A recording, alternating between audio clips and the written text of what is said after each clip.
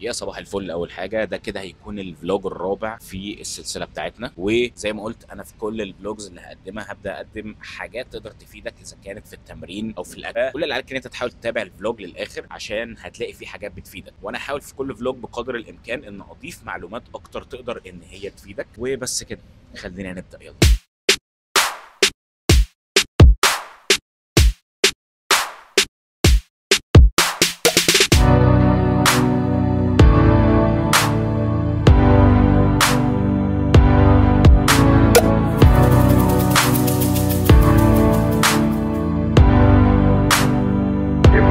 Just one gravity.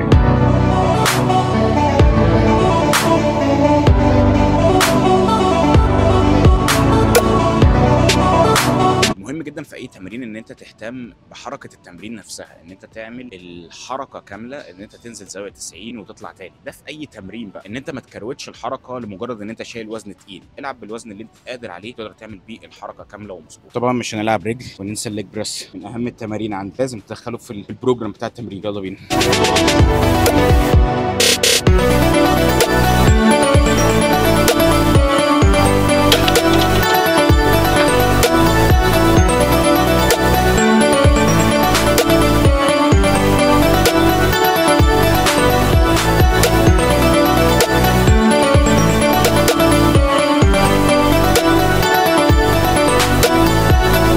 التمرين ده من اكتر التمارين اللي حرفيا قسمت لي رجلي. تمرين جامد جدا، من اكتر التمارين اللي حرفيا فرقت معايا في رجلي. فما انصحكش ان انت تعمله الا لما تعمل الخطوات اللي انا هقول لك عليها دي. الخطوه الاولى، لو انت في الوضع ده رجليك بتوجعك حاول تحط حاجه تبقى رافعه مش رجلك من على الارض. ثاني حاجه هطلع بالشكل ده، الهيب بتاعتي مش عايزها كده، رامي لقدام، شادد ظهري وشادد جسمي وشادد ايدي برضه.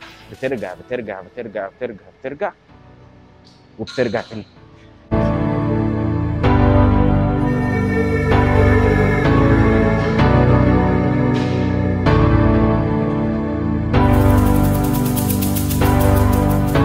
التمارين اللي انا بعملها دي من اهم التمارين اللي لازم تدخلها في البرنامج بتاعك تمرين بشكل عام. العضله دي بقى مسؤوله عن وجع الركبه، فانت بتحاول تمرنها بقدر الامكان عشان تبقى شايله رجلك شويه. والعضله دي معظم الناس ناسياها، محدش بتمرنها في الجيم. حاول تدخلها في البروجرام بتاعك وهتدعي لي.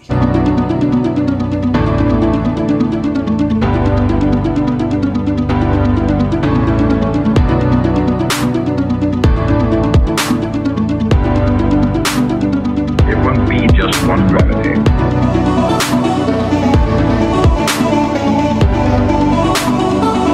وجبتي المفضله رز وبانيه وشويه خضار كده. I want to say, so come here to Golden Gym, inshallah. Thanks.